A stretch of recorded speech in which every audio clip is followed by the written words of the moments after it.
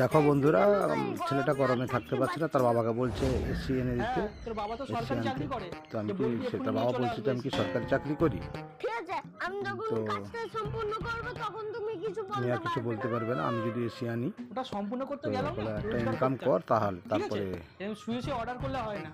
দিয়ে তার বাবা কাজে চলে গেল। কাজে যাওয়ার সময় তো কাজে যাওয়ার সময় যত সব গণ্ডগোল। A few moments later. কিছুক্ষণের পরে ছেলেটা হাওয়া খাচ্ছে এসি। তো তার বাবা বললো কি কোথা থেকে এসি আনলি? হ্যাঁ বাবা, বললো বাবা অনলাইন থেকে এসি মাইটা কিনে নিলাম। তো এমআইটা ভরবে কে?